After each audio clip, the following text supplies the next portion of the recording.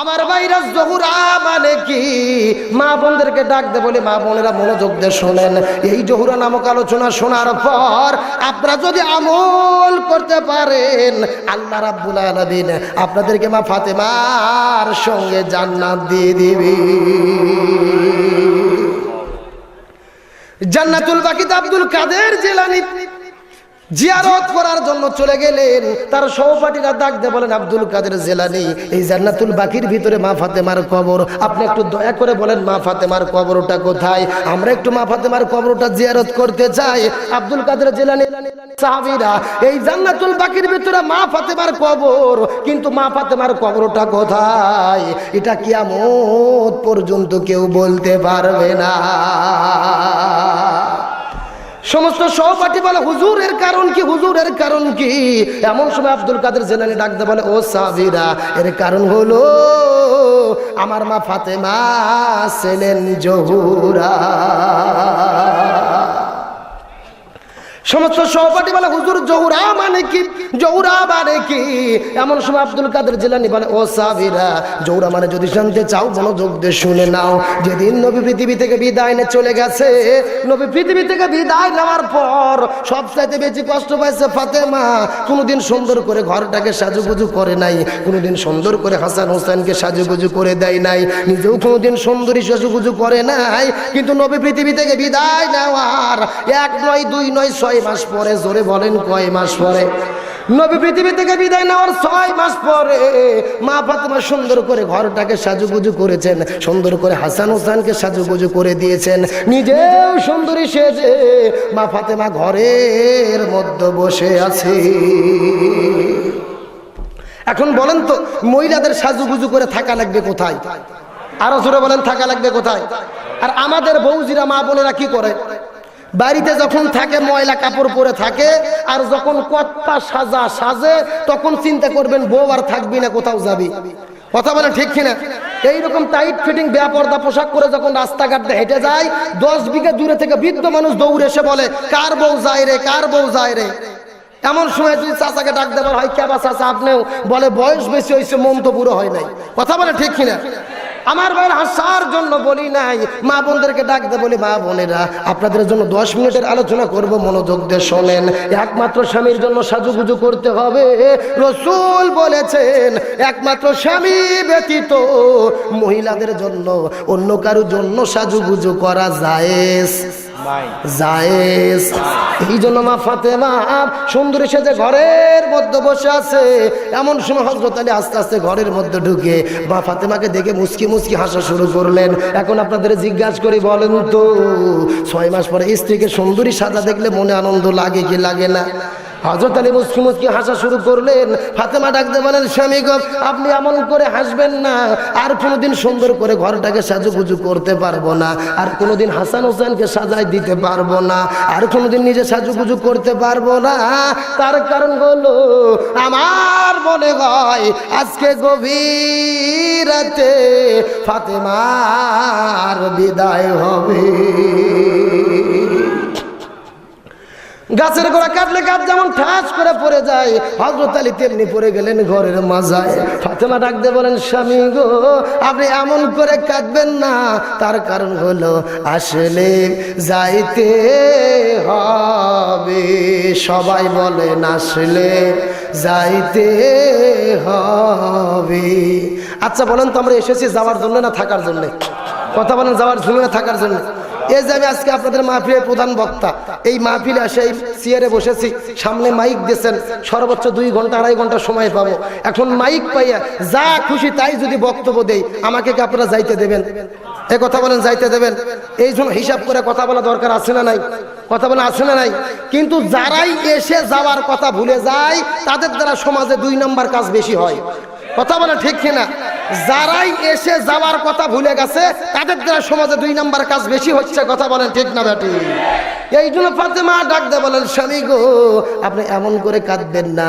আসলে পৃথিবী থেকে যাইতে হবে। আমি যখন পৃথিবী থেকে বিদায় নিয়ে চলে যাব, বিদায় বেলা আপনার কাছে আমার 3টা চাওয়া আছে। জোরে বলেন, কয়টা চাওয়া? হযরত আলী বলে, ফাতেমা তুমি আমার সঙ্গে দীর্ঘদিন ঘর সংসার করেছো, আমার সঙ্গে কোনোদিন তুমি কিছু চাও নাই, আজকে বিদায় বেলা তুমি আমার কাছে কি চাইতে চাও? ফাতেমা বলেন, স্বামী গো, আপনার কাছে প্রথম নম্বর চাওয়া হলো আমি যখন গভীর রাতে পৃথিবী থেকে বিদায় নিয়ে চলে যাব, আমার মৃত্যুর খবর আপনি কাউকে বলবেন না, আপনি নিজে নিজে আমার লাশটা কবরের দিকে নিয়ে যাবেন।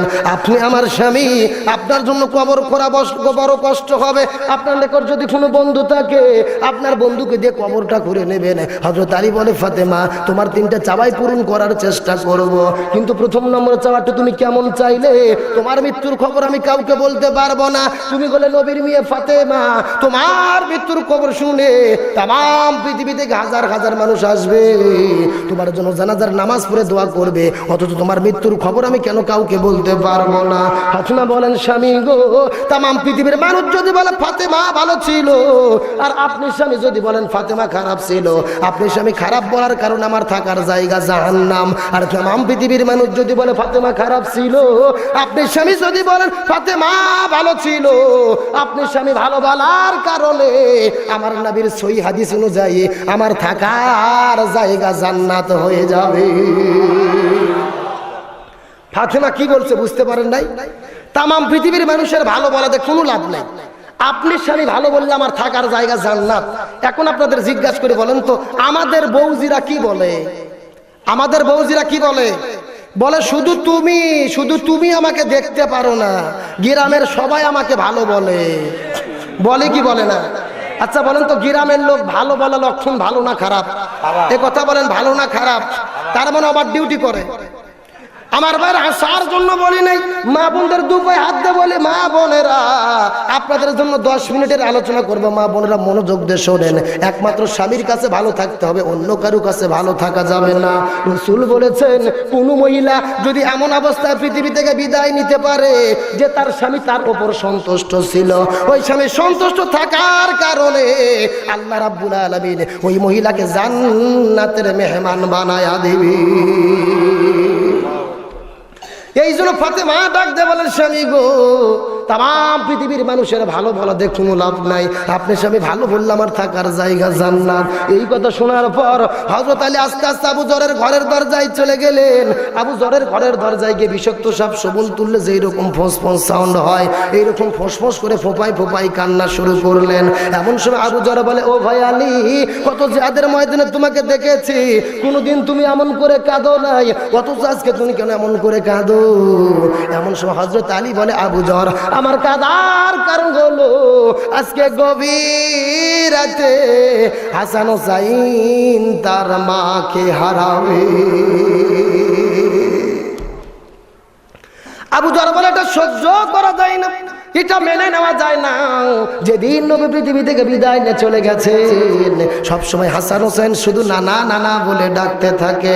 একদিন সাহাবীরা ডাকতে বলে, ও একদিন আবু বকর ডাকতে বলে, ও সাহাবীরা, হাসান হোসেন যতদিন নবীকে নবী হিসেবে না চিনে, নানা নানা বলে ডাক দেয়, ততদিন তোমরা হাসান হোসেনকে নবীর কবর দেখাই দিও না।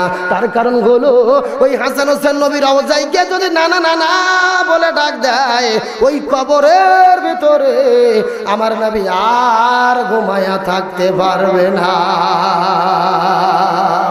ইসলামের আলম জ্বালায়া দিয়া রাসূল শুয়ে আছেন সোনার মদিনায়। সবাই বলেন, ইসলামের পতাকা উড়ায়া দিয়া রাসূল শুয়ে আছেন সোনার। এই জন্য আবু যর বলে, এটা সহ্য করা যায় না, মেনে নেওয়া যায় না। এমন সময় হযরত আলী বলে, আবু যর, সহ্য করা যায় না, মেনে নেওয়া যায় না বলে কোনো লাভ নাই।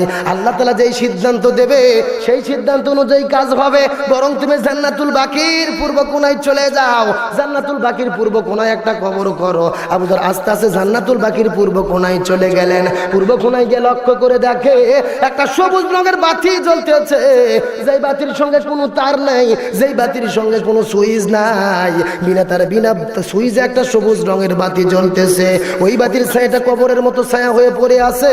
আবু যর আস্তে আস্তে কবরের কাছে গিয়ে কবর করা শুরু করলেন। কবর করতে করতে আবেগের ছোটে ডাক দিয়ে বলে, কবর খবরদার, খবরদার তুই বেয়াদবি করিস না। এই কবরের মধ্যে এমন একজন আসবেন যিনি জান্নাতের নারীদের সর্দারনি ফাতেমা। ও কবর খবরদার, খবরদার বেয়াদবি করিস না। এই কবরের মধ্যে এমন একজন আসবেন যিনি জান্নাতের যুবকদের সর্দার হাসান হুসাইনের মা ফাতেমা। ও কবর খবরদার, খবরদার বেয়াদবি করিস না। এই কবরের মধ্যে এমন একজন আসবেন যিনি আখিরি পয়গাম্বর শেষ নবীর মেয়ে ফাতেমা। ও কবর খবরদার, খবরদার বেয়াদবি করিস না।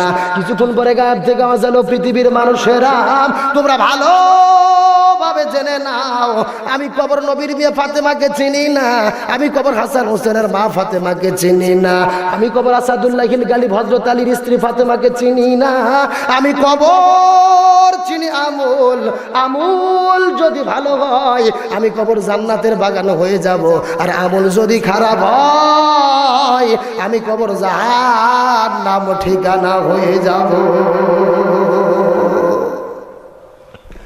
আমার বারা চিন্তা করেন, যে কবর নবীকে চেনে নাই, যেই কবর হাসান হুসেনকে চেনে নাই, যেই কবর হযরত আলীকে চেনে নাই, ওই কবর চিনবে আমুল। কিসের 2 দিনের দুনিয়া, কিসের ক্ষমতা, কিসের অহংকার, কিসের পাওয়ার, কিসের ক্ষমতা। ওই কবরের মধ্যে প্রধানমন্ত্রী রাষ্ট্রপতি দেখবে না, ওই কবরের মধ্যে শ্রমিক ব্যবসায়ী চাকরিজীবী দেখবে না, ওই কবরের মধ্যে দেখবে আমুল। এই জন্য আমুলিয়াতের জিন্দেগি গঠন করেন, 5 ওয়াক্ত নামাজ জামাতের সহিত আদায় করেন, রমজান মাসে রোজা রাখেন, সত্য কথা বলেন, সঠিক পথে চলেন, ইসলামী শরীয়তের জীবন গঠন করেন, আমুলিয়াতের জিন্দেগি গঠন করেন। আমুল যদি ভালো হয় ওই কবর আপনাকে ছাড় দেবে, আর আমুল যদি খারাপ হয় ওই কবর কিন্তু আপনাকে ছাড়বে না। কিছুক্ষণ পরে হযরত আলী আস্তে আস্তে ফাতেমার ঘরের মধ্যে চলে গেলেন। ঘরের মধ্যে প্রবেশ করে দেখে মা ফাতেমা নিজে নিজেই শেষ গোসল করেছে, নিজে নিজেই কাফনের কাপড় পরেছে, নিজে নিজেই শেষ গোসল করে নিজে নিজেই কাফনের কাপড় পরে ডান হাত দিয়ে হাসানকে ঘুমাই দিয়া, বাম হাত দিয়ে হোসেনকে ঘুমাই দিয়া ফাতেমা নিজে নিজেও শেষ ঘুমাই গেছে। আলী বলে, ফাতেমা তুমি বড়ই চালাক ফাতেমা, হাসান হোসেনকে ঘুমাই দিয়া তুমি নিজে নিজেও শেষ ঘুমাই গেলে, কিন্তু ওই সকালবেলা হাসান হোসেনের যখন ঘুম ভেঙে যাবে তখন হাসান হোসেনকে আর কে ঘুম পাড়িয়ে দিবে?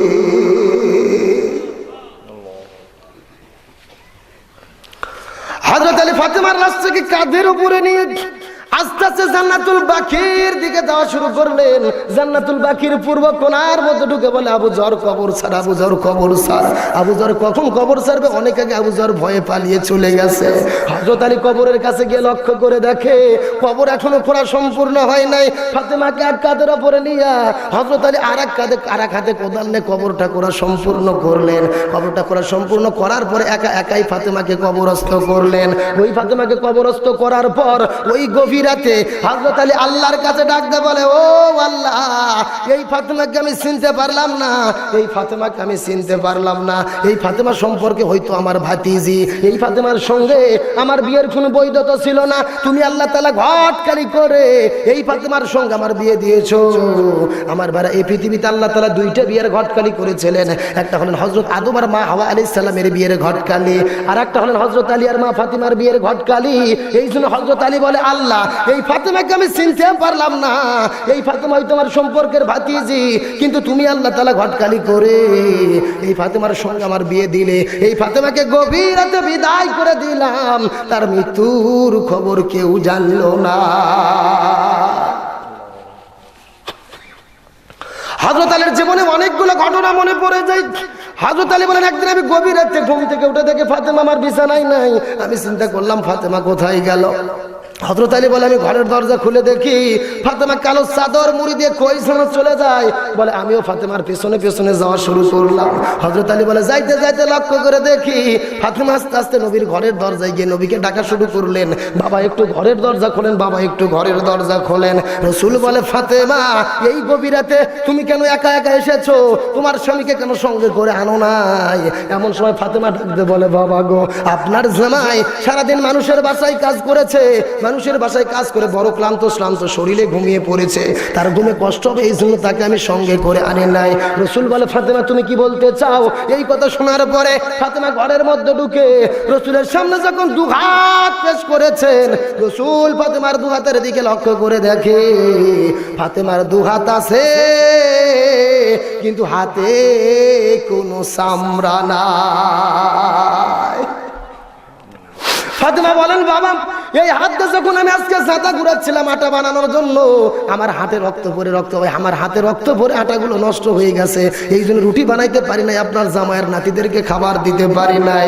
ও বাবা দয়া করে কিছু আটা দেন, যে আটাতে সকালে রুটি বানাইবো, অথচ একজন মানুষ দেন যে মানুষকে দিয়ে আমি আটা বানাইয়া নেব। আমার নবী ফাতেমার দু হাতের দিকে লক্ষ্য করে দেখে আমার নবী সহ্য করতে পারে নাই। তার কারণ হলো আমার নবী ফাতেমাকে মা মা বলে ডাকতে। শিশুকালে মইরা গেছে মা, গর্বে থাকতে মোরছে পিতা নবী, চোখে দেখিলেন নাম, আমায় কে করিবে লালন পালন, কে দিবে সান্ত্বনা, এই দুনিয়ার বড় এতিম নবী ছিলেন একজনা। আমার নবী অঝর নড়ে কান্না শুরু করলেন, আল্লাহর কাছে ডাকতে বলে আল্লাহ এই ফাতেমাকে এত কষ্ট কেন দিলে? আল্লাহ এই ফাতেমা আমার জীবনে কেন এত কষ্ট দিলে? ও আল্লাহ তুমি আমাকে ঠকাইছো, আল্লাহ তুমি আমাকে ঠকাইছো। এই ফাতেমা যুবতী হওয়ার পর কত সম্ভ্রান্ত পরিবার থেকে বিয়ের প্রস্তাব এসেছে, তুমি আল্লাহ তাআলা রাজি হও নাই দেখে ফাতেমাকে বিয়ে দিতে পারি নাই, তুমি আল্লাহ ঘটকালি করে গরিব আলীর সঙ্গে বিয়ে দিয়েছো। আজকে ফাতেমার এত কষ্ট আমি সহ্য করতে পারি না। এই কথা বলার সঙ্গে সঙ্গে ফাতেমা ঘর থেকে বের হয়ে দৌড়ে দৌড়ে চলে যায়। এমন সময় রসুল ডাকতে বলে ফাতেমা তুমি কেন দৌড়ে দৌড়ে চলে যাও? ফাতেমা ডাকতে বলে বাবা গো, আমাকে দাঁড়িয়ে রেখে আমার চোখের সামনে আল্লাহর আদালতে আমার স্বামীর বিরুদ্ধে আপনি মামলা দায়ের করবেন, আমার স্বামীর বিরুদ্ধে আপনি আল্লাহর কাছে কথা বলবেন, আর আমি ফাতেমা চেয়ে চেয়ে দেখবো এমন ফাতেমা বিনো। রসুল বলে ফাতেমাকে চিনতে পারলাম না, ফাতেমার জীবনে এত কষ্ট, তারপরে স্বামীর বিরুদ্ধে কথা বলতে দেয় না। এমন সময় আল্লাহ ডাকতে বলে ইয়া রাসূলুল্লাহ কে বানাইছি তামাম পৃথিবীর মানুষের আদর্শ, আর ফাতেমাকে বানাইছি তামাম পৃথিবীর মহিলাদের আদর্শ। লিল্লাহ তাকবীর। এই জন্য মা বোনদেরকে ডাকতে বলি মা বোনেরা 4টি আমল নিয়মিত করতে থাকেন, সময় মতো নামাজ পড়েন, রমজান মাসে রোজা রাখেন, স্বামীর খেদমত করেন, ফাতেমার মতো জিন্দেগি গঠন করেন। এই মা ফাতেমার মতো যদি জিন্দেগি গঠন করতে পারেন, এই মা ফাতেমার সঙ্গে আল্লাহ আপনাকে জান্নাত দিয়ে দিবে। একদিন আমার নবী ফাতেমার কাছে এসে বলে ফাতেমা ফাতেমা তুমি এত সুন্দর জীবন যাপন করেছো, এত সুন্দর পর্দার বিধান মেনে চলেছো, আল্লাহ রাব্বুল আলামিন খুশি হয়ে তোমাকে জান্নাতি নারীদের সরদারনি বানায়া দিয়েছে।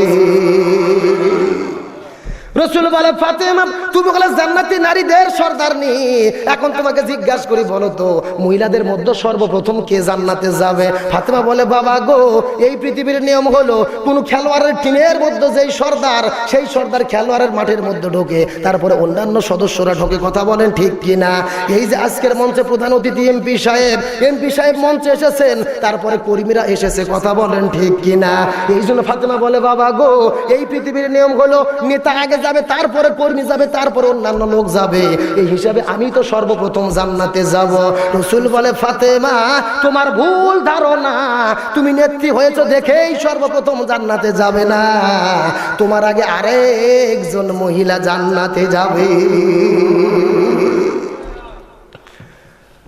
মনটা খারাপ করে ফাতেমা ডাকতে বলে বাবা গো, আমার আগে কে প্রথম জান্নাতে যাবে জানতে চাই। এমন সময় রসুল ডাকতে বলে ফাতেমা তোমার আগে সর্বপ্রথমে জান্নাতে যাবে এই মহিলা হলেন কঠুরিয়ার স্ত্রী উম্মে জামিলা। সর্বপ্রথম জান্নাতে যাবে তার নাম কি?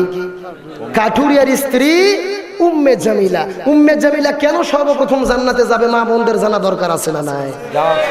আবার ফাতেমা মনটা খারাপ করে বলে, বাবা সর্বপ্রথম উম্মে জামিলা জান্নাতে যাবে, আমি একটু জানতে চাই উম্মে জামিলা কি এমন আমল করে। রাসূল বলে, ফাতেমা উম্মে জামিলা কেন প্রথমে জান্নাতে যাবে এই কথা আমার কাছে তুমি জিজ্ঞাসা করো না, বরং উমুক জঙ্গলে চলে যাও, উমুক জঙ্গলের ভিতরে পাহাড়ের পাদদেশে ওই উম্মে জামিলার বাড়ি, সেখানে যে তুমি তদন্ত করে দেখো।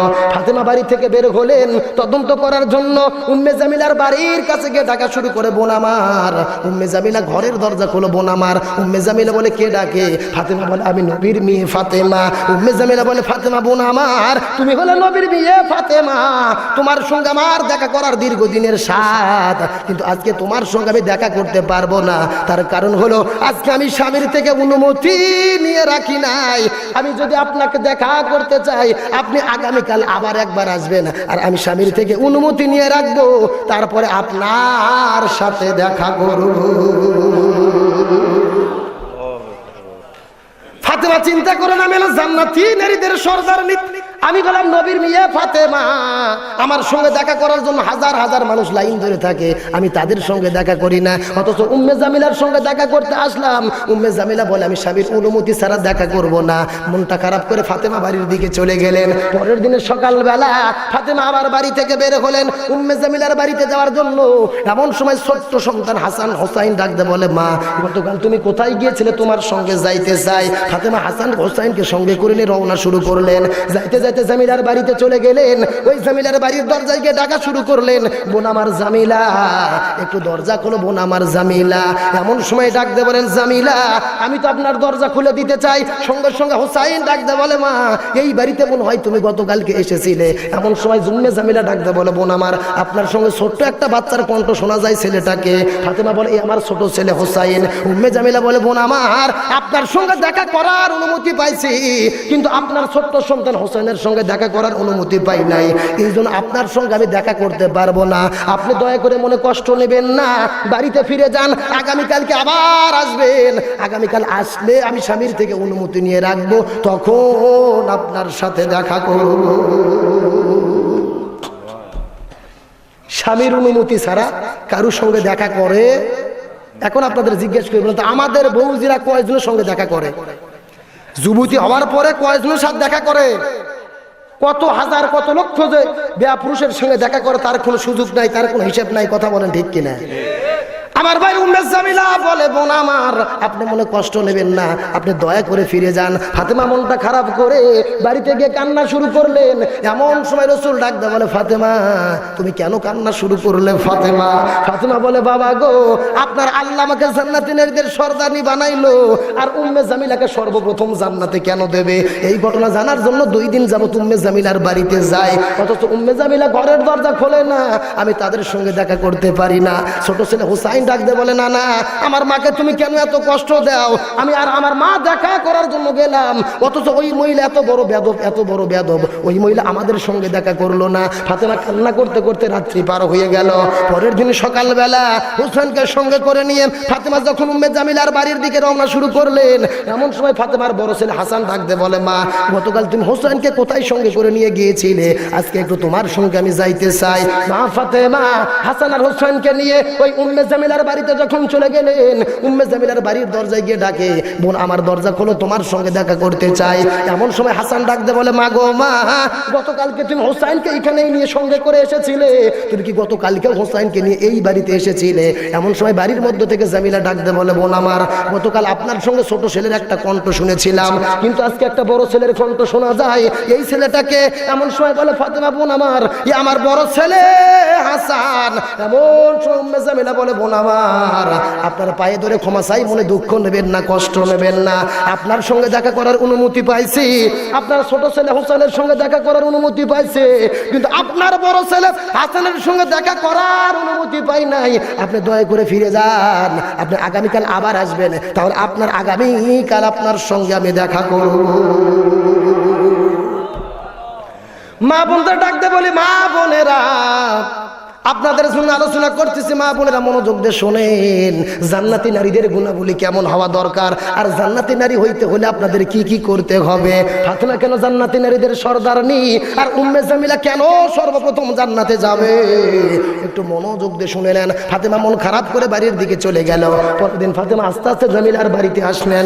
জামিলা ঘরের দরজা খুলে দিল, জামিলার সঙ্গে দেখা করলেন। জামিলাকে ডাকতে বলেন, বোন আমার, তুমি বলো তো একটু কি কি আমল করো। ফাতেমা সর্বপ্রথম ফাতেমা শুনলেন জান্নাতি নারীদের সর্দারনি, আর উম্মে জামিলা সর্বপ্রথম জান্নাতে যাবে। ফাতেমা এই কথা এখন উম্মে জামিলাকে জানাই নাই, এই বিষয়টি গোপন রেখে ফাতেমা জিজ্ঞেস করে, বোন আমার, আপনি একটু বলেন তো কি কি আমল করেন। এমন সময় ওই উম্মে জামিলা ডাকতে বলে, বোন আমার, আমি আমল করি 4টা। জোরে বলেন কয়টা? আরো জোরে। জোরে হলো না, জোরসে বলো। আমি আমল করি 4টা। এমন সময় ফাতেমা ডাকতে বলে, বোন আমার, আপনি একটু দয়া করে বলেন আপনি কি কি 4টা আমল করেন। এমন সময় উম্মে জামিলা ডাকতে বলে, বোন আমার, আমি প্রথম আমল হলো আমি নিয়মিত সময় মতো নামাজ আদায় করি, রমজান মাসে রোজা রাখি, স্বামীর খেদমত করি, আর সতীত্বের হেফাজত পর্দা করি। এই 4টা আমলের বাইরে আমি তেমন কিছু আমিল করি না, আমি স্বামীর অনুমতি ছাড়া কোনো কাজ করি না। ফাতেমার মনে মনে চিন্তা করে দেখেন, জামিলা যেই রকম কাজ করে আমিও সেই রকম কাজ করি, কিন্তু জামিলা কেন সর্বপ্রথম জান্নাতে যাবে? চিন্তায় পড়ে গেলেন। বাড়ি থেকে যখন বের হয়ে চলে যাবেন, বাড়ি থেকে বের হওয়ার পথে ওই বাড়ির দরজার সাথে ফাতেমা 3টা জিনিস দেখতে পারলেন। জোরে বলেন কয়টা জিনিস? আরো জোরে বলেন কয়টা? একটা হলো বেত, একটা হলো রসা, আর একটা হলো তরোয়াল। এমন সময় ফাতেমা জিজ্ঞেস করে, বোন আমার জামিলা, তুমি এই দরজার সঙ্গে কেন 3টা জিনিস রেখেছো? এমন সময় জামিলা বলে, বোন আমার, আমি রেখেছি রসা, আর একটা তরোয়াল, আর একটা বেত। এই 3টা জিনিস রাখার কারণ হলো আমার স্বামী সারাদিন জঙ্গলে জঙ্গলে কাঠ কাটে, সারাদিন জঙ্গলে জঙ্গলে থাকে, পরিশ্রম করে বাড়িতে আসে। এই বাড়িতে আসার পর যদি আমার কোনো কাজে সে মনে কষ্ট পেয়ে যায়, আমার উপরে যদি সে অসন্তুষ্ট হয়ে যায়, তাহলে বেতটা রেডি করে রেখেছি, সেই বেত দিয়ে আমাকে আঘাত করবে। সুবহানাল্লাহ বলেন। বেতটা রেডি করে রেখেছি, সে আমাকে আঘাত করবে। 2 নম্বর রেখেছি বেত, ওই বেতটা দিয়ে আমাকে আঘাত করবে। 2 নম্বর রেখেছি রসা, আমার কোনো কাজে আমার স্বামী যদি অসন্তুষ্ট হয়ে যায়, আমি রসাটা রেডি করে রেখেছি, আমার স্বামী ওই রসা দিয়ে আমাকে গাছের সঙ্গে বেঁধে ফেলবে। আমাকে শক্ত করে বেঁধে ফেলার পর আমি একটা তরোয়াল রেডি করে রেখেছি, ধারালো তরোয়াল। ওই তরোয়াল দিয়ে আমার স্বামী আমাকে পৃথিবী থেকে বিদায় করে দেবে। ওই তরুণের আঘাত খাইয়ে খাইয়ে আমি পৃথিবী থেকে বিদায় নিয়ে যাইতে চাই, কিন্তু স্বামীর অসন্তুষ্ট রেখে আমি পৃথিবীতে জীবন যাপন করতে চাই না। লিল্লাহ তাকবীর। আমার মা বোনেরা একটু মনোযোগ দিয়ে শোনেন। ফাতেমার জীবনের সঙ্গে আপনাদের জীবনটা মিলান, উম্মে জামিলার জীবনের সঙ্গে আপনাদের জীবনটা মিলান। আপনারা কি ব্যবহার করেন, আর জামিলা কি ঘটনা ঘটাইলো? এই কথা বলার পর ফাতেমা শোনার পরে আস্তে আস্তে রসুলের কাছে চলে গেলেন। রসুলের কাছে গিয়ে বলে, বাবা, আমি উম্মে জামিলার সঙ্গে দেখা করেছি, উম্মে জামিলার সঙ্গে দেখা করেছি। উম্মে জামিলা যেই সমস্ত কাজ করে আমি ফাতেমাও সেই সমস্ত কাজ করি, কিন্তু উম্মে জামিলা কেন প্রথম জান্নাতে যাবে আমি জানতে চাই। আমি এই রহস্য এখন পর্যন্ত উদ্ঘাটন করতে পারি নাই। ছোট ছেলে হোসাইন ডাকতে বলে, না না, আপনি কয়েকদিন ধরে মাকে অনেক বেশি কষ্ট দিয়েছেন। হাসান বলে, না না, আপনি আমার মাকে কষ্ট দিয়েছেন, আপনি দয়া করে বলেন ঘটনাটা কি ঘটেছিল। এমন সময় রসুল বলে, ফাতেমা, উম্মে জামিলা কেন প্রথম জান্নাতে যাবে, এই ঘটনা যদি জানতে চাও মনোযোগ দিয়ে শুনে নাও। তোমার জীবনের একটা ঘটনার কথা বলি, তোমার কি মনে পড়ে? তোমার বিয়ের সময় আমি একটা তোমাকে লাল চাদর দিয়েছিলাম, তোমার কি মনে পড়ে? ফাতেমা বলে, হ্যাঁ বাবা, আমার মনে পড়ে। রসুল বলে, ফাতেমা, ওই চাদরটা তোমার বাড়িতে ছিল, আমি 1 নয় 2 নয় 3 দিন না খাওয়া শরীর অবস্থায়, আমি 3 দিন ক্ষুধার্ত অবস্থায় তোমার বাড়িতে গিয়েছিলাম, তোমার কাছে খাদ্য চেয়েছিলাম, তুমি বলেছিলে বাড়িতে খাদ্য নাই, তোমার কি মনে পড়ে? ফাতেমা বলে, হ্যাঁ বাবা, আমার মনে পড়ে। ফাতেমা বলে, বাবা গো, ওই ঘটনার পরে যখন আপনি 3 দিন খাবার না পেয়ে আমার বাড়িতে চলে গেলেন, আমি ওই চাদরটা হযরত আলীকে বিক্রি করার জন্য ঘর থেকে পাঠাই দিলাম। আলীকে বললাম, ও আলী, আমার ছেলে মেয়ে না খেয়ে আছে, আমার বাবা না খেয়ে আছে, তুমি এই চাদরটা বিক্রি করে কিছু খাবার নিয়ে চলে আসো। হযরত আলী চাদর বিক্রি করার জন্য বাড়ি থেকে বের হলেন। বাড়ি থেকে বের হওয়ার পরে একটা ফকির দরবেশ বেশে একটা মানুষ এসে বলে, ভাই, এই চাদরটাকে আপনি বিক্রি করবেন? হযরত আলী বলে, হ্যাঁ আমি বিক্রি করব। ওই মানুষটা বলে, আপনি কয় টাকা নেবেন? হযরত আলী বলে, কত টাকা দেবেন আপনি বলেন। লোকটা বলে, আপনাকে 6 টাকা দেব। ওই 6 টাকা দিয়ে চাদরটা বিক্রি করলেন। জোরে বলেন কয় টাকা? আরো জোরে। 6 টাকা চাদর বিক্রি করার পর হযরত আলী সদা কেনার জন্য যখন মার্কেটে যাচ্ছিলেন, এমন সময় একটা ফকির এসে ডাক দিয়ে বলে, ও ভাই, আমি 1 সপ্তাহ ধরে না খেয়ে আছি, 7 দিন ধরে না খেয়েছি, আমার বাড়িতে কোনো খাবার নাই, দয়া করে কিছু দান করো। হযরত আলী মনে মনে চিন্তা করেছেন, আমার বাড়িতে 3 দিন না খাওয়া অবস্থায়, আর এই লোকটা 1 সপ্তাহ ধরে না খাওয়া অবস্থায়, আমি একে দান করবো নাকি বাড়ির দিকে নিয়ে চলে যাব। এমন সময় পবিত্র কোরআন হযরত আলীর সামনে দাঁড়ায়া যায়। কোরআন ডাক দিয়ে বলে, ও আলী, আম্মা সাইলা ফালা তানহার, তোমরা ফকিরকে ধমক দিও না, ফকিরকে তাড়াই দিও না। এই চিন্তা করে হযরত আলী মনে মনে ভাবলেন, আল্লাহ তাআলা বলেছেন এই পৃথিবীতে যদি আমি 1 টাকা দান করি, আল্লাহ তাআলা 10 টাকা দান করবে। জোরে বলেন কয় টাকা? 1 টাকা দান করলে আল্লাহ কয় টাকা দেবে? এই চিন্তা করে হযরত আলী ওই ফকিরকে 6 টাকা দান করে দিলেন। জোরে বলেন সুবহানাল্লাহ।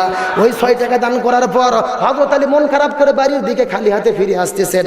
বাড়িতে সবাই না খাওয়া অবস্থায় এমন সময় একটা ঘোড়াওয়ালা হযরত আলীর কাছে এসে বলে, ও ভাই আগন্তুক ব্যক্তি, এই ঘোড়াটা আমি বিক্রি করতে চাই। হযরত আলী বলে, ঘোড়া কেনার মতো আমার কাছে কোনো টাকা নাই। লোকটা বলে, ভাই এই এলাকায় আমি নতুন, এই ঘোড়াটা আপনার কাছে বাকিতে বিক্রি করতে চাই, আপনি বাকিতে ঘোড়াটা ক্রয় করেন, তারপরে বাজারে বিক্রি করে আমার টাকা আমাকে দিয়ে আপনি লাভের টাকা নিয়ে বাড়িতে যাবেন। হযরত আলী বলে, আপনি কয় টাকায় ঘোড়া বিক্রি করতে চান? লোকটা বলে, আমি এই ঘোড়াটা 100 টাকায় বিক্রি করতে চাই। জোরে বলেন কয়শো টাকা? এই ঘোড়াটা 100 টাকায় বিক্রি করতে চাই। হযরত আলী 100 টাকা দিয়ে ঘোড়া বিক্রি করলেন, বিনা টাকা দিয়ে। ওই লোকটার কাছে বাকিতে ঘোড়া বিক্রি করার পরে হযরত আলী ঘোড়াটা বেচার জন্য যখন বাজারে চলে গেলেন, এমন সময় একটা মানুষ এসে বলে, ও ভাই এই ঘোড়াটা আমার পছন্দ, আমি ক্রয় করতে চাই। হযরত আলী বলে, আপনি কয় টাকা দিবেন? এমন সময় লোকটা একবারে বলেছেন, আমি এই ঘোড়াটা 160 টাকা দিয়ে ক্রয় করতে চাই।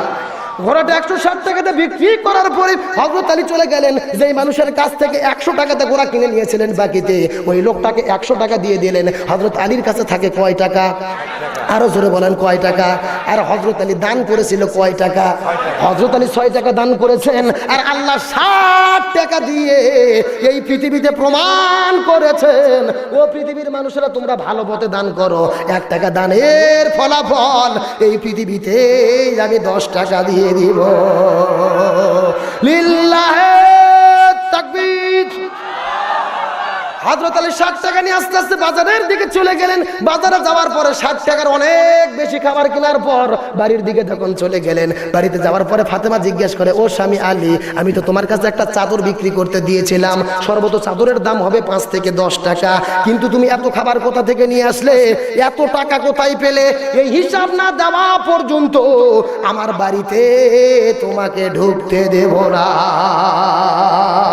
লিল্লাহে তাকবীর। ফাতেমা কি বলছে বুঝতে পারেন নাই? চাদরের দাম সর্বোচ্চ 5 থেকে 10 টাকা হবে, অথচ তুমি এত 100 টাকা 60 টাকা এত পরিমাণ খাবার কোথায় পাইলে? এই টাকা রোজগারের সূত্র কুঠি, এই জবাব না দেওয়া পর্যন্ত তোমাকে বাড়িতে ঢুকতে দেব না। সুবহানাল্লাহ বলেন না? এইরকম আমাদের সমাজের প্রত্যেকটা স্ত্রী যদি স্বামীর কাছ থেকে বলতো যে এত টাকা কোথায় পাও, টাকা কই থেকে আসে, হালাল পথায় না হারাম পন্থায়, 1 নম্বরে না 2 নম্বরে, স্ত্রী যদি হিসাব চাইতো, স্বামী তো অন্যায় করতে পারতো। কিন্তু আমাদের বউজিরা তো তা না। আমাদের বউজির কথা হলো, কোথায় থেকে আনবা আনো, আমার লাগবে। কথা বলে ঠিক কিনা? প্রয়োজনে চুরি করে আনো, তারপরে আমার দরকার। কথা বলে ঠিক না বেটি? এই জন্য মা বোনদেরকে ডাকতে বলে, মা বোনেরা, আপনারা যদি ভালো হয়ে যান, আপনার স্বামী ভালো হয়ে যাবে। আপনার স্বামীর ভালো মন্দ আপনাকেই বুঝতে হবে। আপনার স্বামীর কেমন উপার্জন, আপনার স্বামীর কেমন কামাই, ওই উপার্জন অনুযায়ী আপনি স্থান বেশি কিছু চাহিদা করেন না। ওই স্বামী আপনার চাহিদা পূরণ করার জন্য যদি অন্যায় করে থাকে, আপনার স্বামী শুধু একা জাহান্নামে যাবে না, আপনাকেও জাহান্নামে সঙ্গে করে নিয়ে যাবে।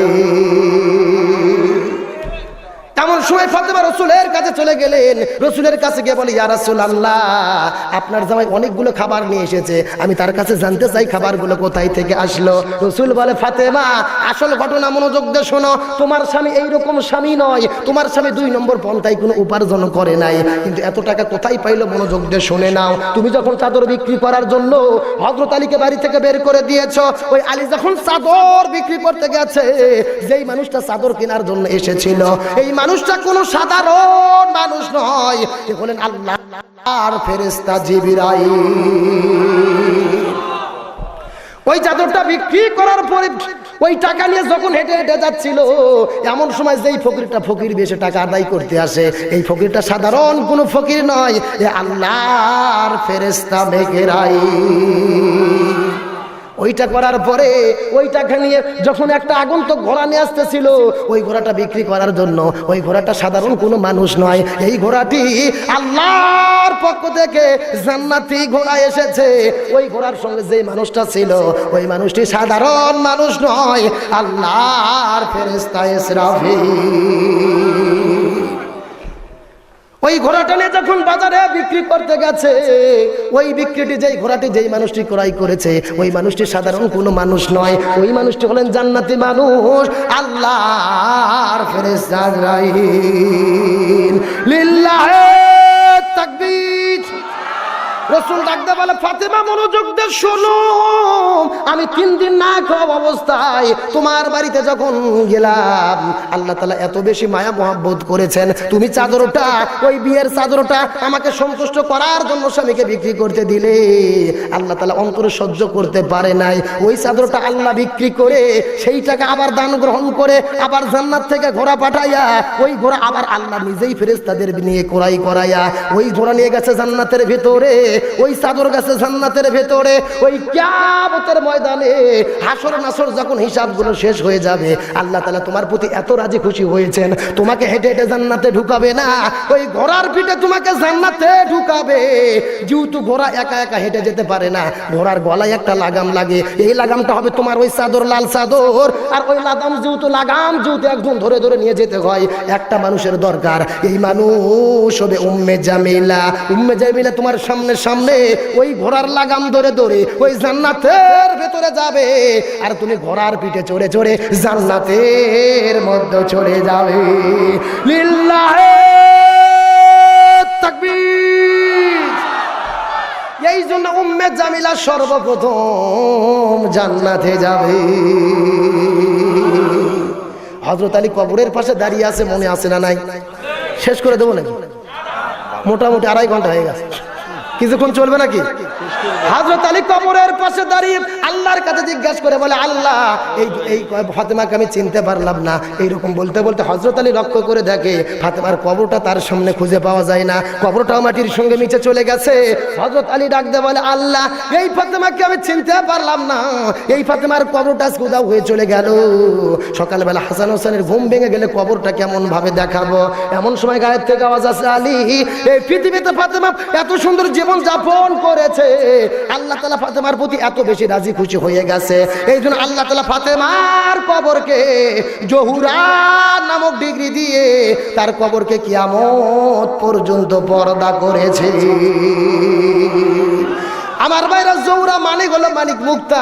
মানিক মুক্তার নাম আমরা সবাই কানে কানে শুনি, কিন্তু চোখে দেখতে পারি না। ফাতেমার নাম সবাই শুনেছে, কিন্তু চোখে দেখতে পারে নাই। কিতাবের মধ্যে আসছে, মা ফাতেমা যুবতী হওয়ার পরে 4 জন ব্যক্তি ছাড়া কারোর সঙ্গে দেখা করে নাই। জোরে বলেন কয়জন ব্যক্তি? একজন হল আসাদুল্লাহিল গালিব হযরত আলী, 2 নম্বর হলেন আসাদুল্লাহিল গালিব হযরত আলী, 2 নম্বর রাসূল সাল্লাল্লাহু আলাইহি ওয়াসাল্লাম, 3 নম্বর হাসান, 4 নম্বর হোসাইন। এই 4 জন ব্যতীত মা ফাতেমা ইচ্ছাকৃতভাবে কোনো পুরুষের সঙ্গে দেখা করে নাই। মা বোন মহিলাদের সঙ্গেও মা ফাতেমা পর্দা করে চলতো। এই জন্য মা ফাতেমাকে জানা সম্ভব, কিন্তু চেনা সম্ভব নয়। কিন্তু মেয়েটি উত্তর দিয়েছে, হোসাইন, আপনার মা ফাতেমা আমি শুধু জানি না, আপনার মা ফাতেমাকে আমি চিনি। মনে আছে না নাই? মনে আছে না নাই? কেমন ভাবে চিনলো জানা দরকার আছে না নাই? এমন সময় হোসাইন ডাকতে বলো, মেয়ে তুমি মা ফাতেমাকে কিভাবে চিনলে? এমন সময় মেয়েটি ডাকতে বলো, হোসাইন, ওই জেলখানার মধ্যে যখন আমি বন্দী ছিলাম, ওই জেলখানার মধ্যে বন্দী থাকতে থাকতে একদিন আমি হঠাৎ করে অসুস্থ হয়ে গেছি। ওই অসুস্থ অবস্থায় 7 দিন অতিবাহিত হওয়ার পরে আমাকে ওষুধ খাওয়ানোর মতো কোনো মানুষ নাই, আমাকে খাবার দেওয়ার মতো কোনো মানুষ নাই। ওই জেলখানার ভিতরে অসুস্থ থাকা অবস্থায় একদিন ঘুমের ঘরে স্বপ্নে আমার মা ফাতেমা এসে হাজির হয়ে গেছে।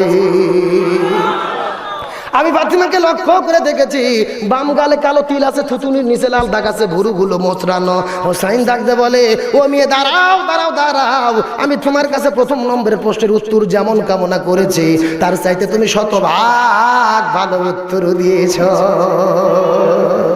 প্রশ্ন গেল কয়টা? বাকি আছে কয়টা? বলবো নাকি শেষ করে দেবো? শেষ করে দেবো? শেষ করেন বলে মোটামুটি 12:24 বাজে।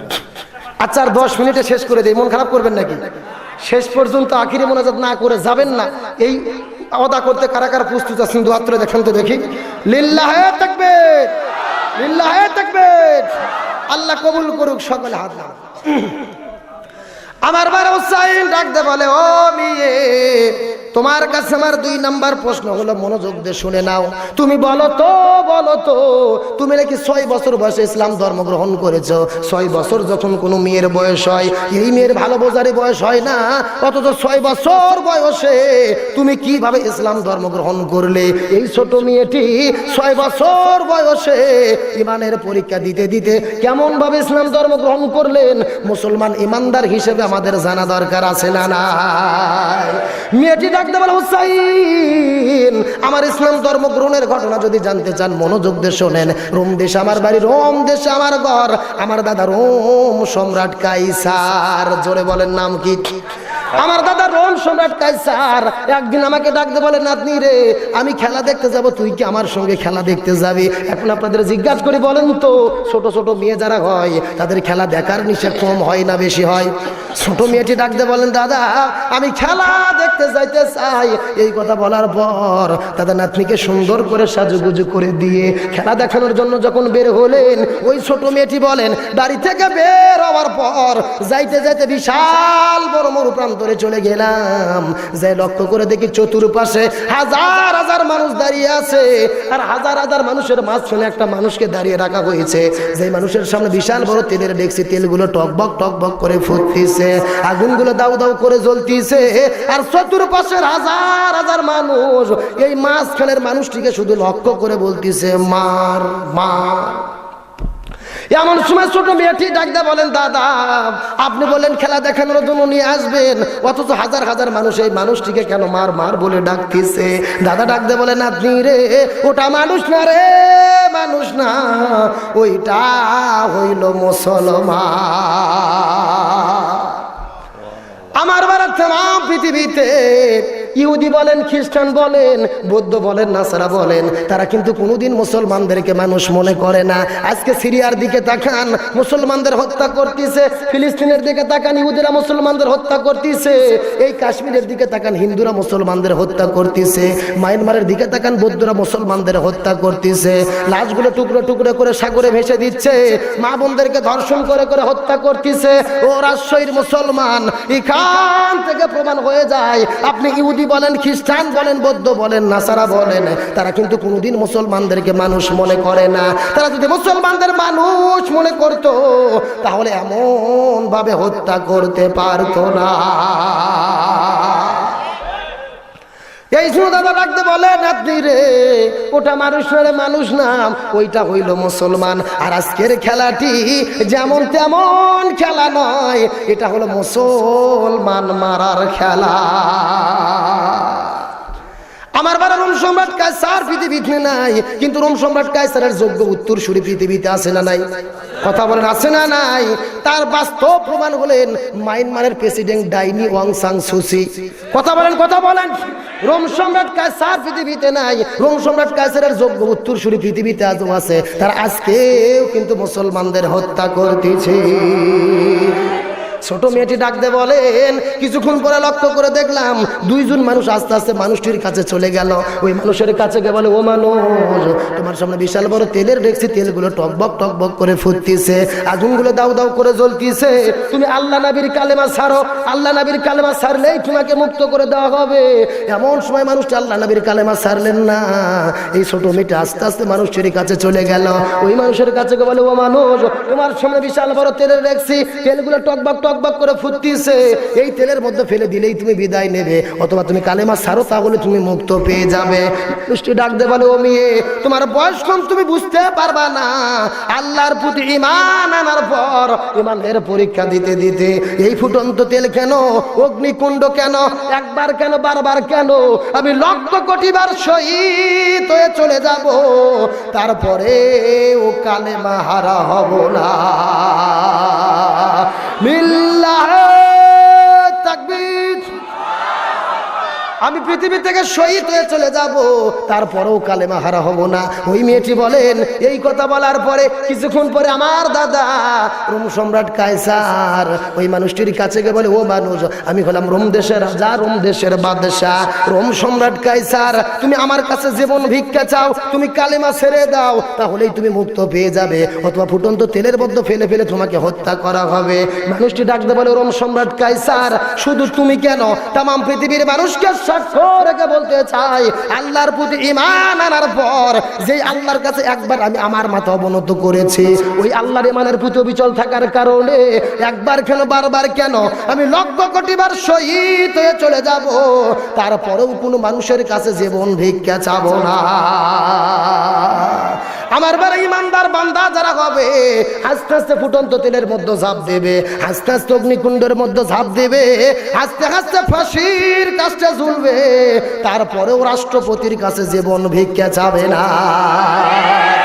এই জন্য ছোট মেয়েটি বলেন, মানুষটা আল্লাহ নবীর কালেমা ছাড়লেন না, আল্লাহ নবী কালেমা না ছাড়ার অপরাধে দুইজন মানুষ আস্তে আস্তে মানুষটির কাছে চলে গেল, রসা দিয়ে হাতগুলো বেঁধে ফেললো, পা গুলো বেঁধে ফেললো, কালো কাপড় দিয়ে চোখগুলো বেঁধে ফেললো, হাত পার চোখার গুলো বেঁধে ফেলার পরে ওই মানুষটিকে আল্লাহ নবীর কালেমা না ছাড়ার অপরাধে ওই ফুটন্ত তেলের মধ্যে যখন ফেলে দিল, ওই ছোট মেয়েটি বলেন, আমি লক্ষ্য করে দেখলাম ওই মানুষের শরীরের গোস্তগুলো খুলে খুলে পড়ে যায়, এমন সময় লক্ষ্য করে দেখি ওই মানুষের খাঁচার মধ্য থেকে একটা সবুজ রঙের পাখি বের হয়ে হাসতে হাসতে হাসতে হাসতে একটা সবুজ বাগানে চলে যায়।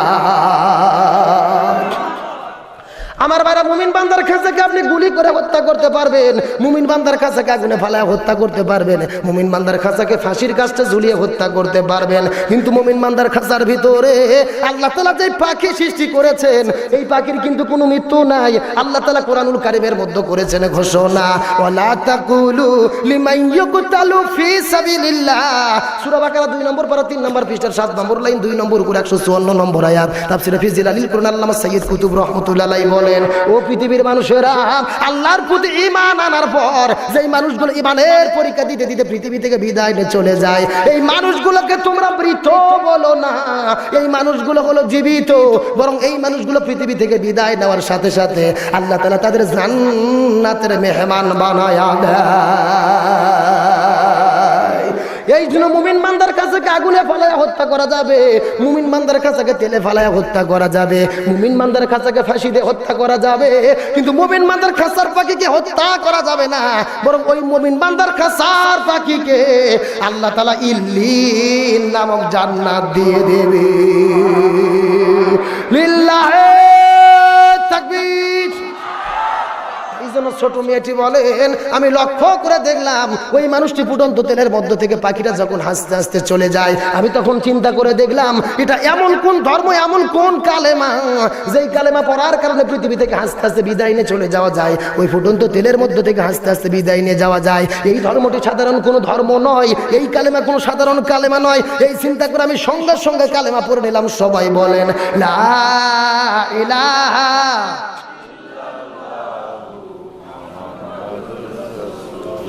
সাল্লাল্লাহু আলাইহি ওয়াসাল্লাম। হুসাইন বলে, ও মেয়ে দাঁড়াও দাঁড়াও দাঁড়াও, আমি তোমার কাছে 2 নম্বরের প্রশ্নের উত্তর যেমন কামনা করেছিলাম তার চাইতে তুমি শতভাগ ভালো উত্তর দিয়েছ। প্রশ্ন গেল কয়টা? বাকি আছে কয়টা? বলবো নাকি শেষ করে দেব? হুসাইন ডাকতে বলো, মেয়ে তোমার কাছে আমার 3 নাম্বার প্রশ্ন হলো, মনোযোগ দিয়ে শোনো। আমাদের বিয়ের পর আমার সঙ্গে কিন্তু তোমাকে সব সময় থাকতে হবে। 3 নম্বর প্রশ্ন, বিয়ের পরে আমার সঙ্গেই কিন্তু তোমাকে সব সময় থাকতে। প্রশ্নটা শুনে হযরত ওমর মুস্কি মুস্কি হাসতেছে। হাসার কারণ হলো কি, আরে বিয়ের পরে তো স্ত্রী স্বামীর সঙ্গে থাকে। আপনাদের এলাকায় কার সঙ্গে থাকে? বিয়ের পরে স্ত্রী কার সঙ্গে থাকে? স্বামীর সাথে থাকে না দেওরের সাথে থাকে? তাহলে প্রশ্ন সহজ না কঠিন? কিন্তু প্রশ্ন শোনার পর মেয়েটি অঝর নয়নে কান্না শুরু করলেন। হযরত ওমর বললেন, ও মেয়ে, তোমাকে দুইটা কঠিন কঠিন প্রশ্ন করেছে, তখন তুমি কাঁদো নাই, অথচ সহজ প্রশ্ন শুনে কেন কান্দো? মেয়েটি ডাকতে বলে, আমিরাল মুমিনিন, আমার কাদার কারণ যদি জানতে চান মনোযোগ দিয়ে শুনেন। একদিন আপনি পৃথিবীতে থাকবেন না, একদিন হাজার হাজার সাহাবী থাকবে না, একদিন আসাদুল্লাহিল গালিব হযরত আলী থাকবে না, কিন্তু নবী করেছেন ঘোষণা, এই হোসাইনের জন্য এমন একটা সময় আসবে যেই সময়ের নাম হলো শহীদ কারবালা। ওই কারবালার প্রান্তরে ইয়াজিদ জোর করে ক্ষমতা দখল করার পর হকপন্থী আলেমদেরকে পৃথিবী থেকে বিদায় করে দেবে, হকপন্থী মানুষদেরকে হত্যা করবে। ওই ইয়াজিদ জোর করে ক্ষমতা দখল করার পর হকপন্থী আলেমদেরকে হত্যা করে পৃথিবী থেকে বিদায় করে দেবে। তার পরিবারের উপরে জুলুম মুসিবত নির্যাতন আসবে, তার পরিবারের সদস্যদের ইমানের পরীক্ষা দিতে হবে। যে আমিরাল মুমিনিন, আমার কাদার কারণ হলো আমি জানি না ওই কারবালার প্রান্তরে ইমানের পরীক্ষায় জয়লাভ করতে পারবো কিনা। মেয়েটি ডাকতে বল, এমন সময় তোমার ডাকতে বলেন, ও মেয়ে, তার মানে কি তুমি 3 নম্বরের প্রশ্নে জয়লাভ করতে পারবে না? মেয়েটি ডাকতে বলে, আমিরাল মুমিনিন, আমি 6 বছর বয়সে ইসলাম ধর্ম গ্রহণ করেছি, 12 বছর ধরে জেলখানায় বন্দী ছিলাম। আমাকে জেলখানার মধ্যে সকালবেলা 3টা চাবুক মেরেছে, বিকালবেলা 3টা চাবুক মেরেছে। ওই চাবুকের আঘাতে আঘাতে আমি ইমানের পরীক্ষা দিতে দিতে এই বয়সে এসে উপনীত হয়েছি।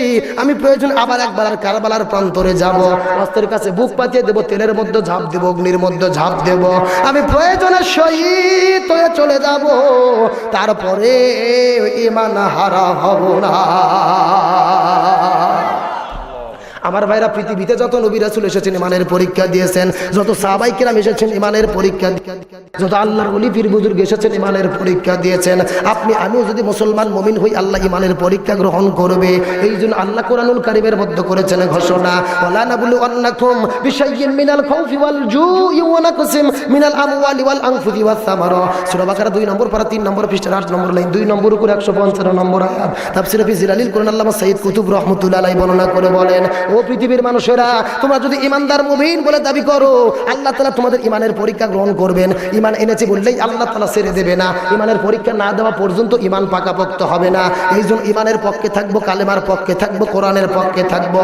ইমানের পক্ষে থাকলে, কালেমার পক্ষে থাকলে আমাদের ঘর বাড়ি ছাড়তে হবে, আমাদের বিপদ বালা মুসিবত আসবে, আমাদের সন্তানের ক্ষতি হবে, স্ত্রী বিধবা হবে, সন্তান এতিম হবে, আমাদের সম্পদের ক্ষতি হবে, ঘর বাড়ি ছাড়তে হবে, জেলখানায় বন্দী হতে হবে, রক্ত দিতে হবে, জীবন দিতে হবে।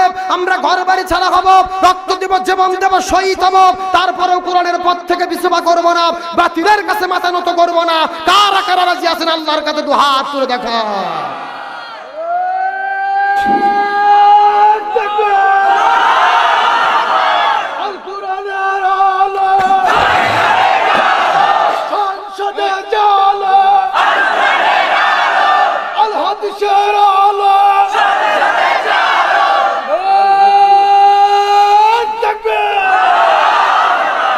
আমার ভাইরা, আমি পুরো আলোচনার মধ্যে বুঝাইতে চাচ্ছিলাম, আল্লাহ রাব্বুল আলামিন সব সমস্যার সমাধান দিয়েছেন কোরআনের ভেতরে। জোরে বলেন, কিসের ভেতরে? সুতরাং এই কোরআন অনুযায়ী যদি আমরা আমাদের জীবন পরিচালনা করি, তাহলে আমাদের জন্য ইহকালীন শান্তি, পরকালীন মুক্তি। আর কোরআনকে বাদ দিয়ে অন্য নিয়ম নীতি মেনে চললে শান্তি এবং মুক্তি পাওয়া সম্ভব হবে। আর কোরআনের পক্ষে থাকলে আমাদের ইমানের পরীক্ষা দিতে হবে, আমরা ইমানের পরীক্ষা দেব, রক্ত দেব, জীবন দেব, শহীদ হব, তারপরে কোরআনের পথ থেকে বিসবা হব। আমার ভাইরা, আমার মনটা ভরে গেছে, যদিও আজকে মাহফিলটা ছোট, লোকজনও কম, তারপর আপনাদের চোখের দিকে চেয়ে মনে হচ্ছে সন্ধ্যা 8টা বাজে। আলহামদুলিল্লাহ বলে আমার মনে হচ্ছিল আমি যদি আরো 1 ঘন্টা আলোচনা করতাম আপনারা শুনতেন, কথা বলে ঠিক না ব্যাঠিক? কিন্তু 2.5 ঘন্টা পার হয়ে গেছে। সারা রাত আলোচনা শুনে যদি ফজর নামাজ না হয়, এই আলোচনা শুনে কোনো লাভ হবে? এই জন্য যতটুকু আলোচনা করেছি, বক্তা শ্রোতা উভয়কে আল্লাহ আমল করার তৌফিক দান করুক, সকলে বলেন আমিন। সর্বশেষ আপনাদের কাছে আমি জানতে চাই, আমি পুরো আলোচনার ভেতরে কি কোনো রাজনৈতিক বক্তব্য দিয়েছি? কোন দলের পক্ষে কথা বলেছি? কোন দলের বিপক্ষে কথা বলেছি? কিন্তু আমাদের সমাজের ভেতরে নতুন করে একটা ব্যারাম দেখা দিয়েছে, যার নাম হলো অ্যালার্জি ব্যারাম। জোরে বলেন, কি ব্যারাম? এই অ্যালার্জি ব্যারাম কয়েক ধরনের হয়। কিছু মানুষ আছে দেখবেন যাদের গরুর গোস্ত খাইলে, বেগুন খাইলে, ইলিশ মাছ খাইলে অ্যালার্জি হয়, এরকম লোক আছে না নাই?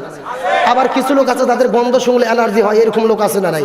আর কিছু লোক সমাজে নতুন করে বের হয়েছে, যাদের কোরআনের কথা শুনলে, আল্লাহর কথা শুনলে, রসুলের কথা শুনলে শরীরের ভেতরে অ্যালার্জি চুলকানি শুরু হয়। কথা বলেন ঠিক না ব্যাঠিক?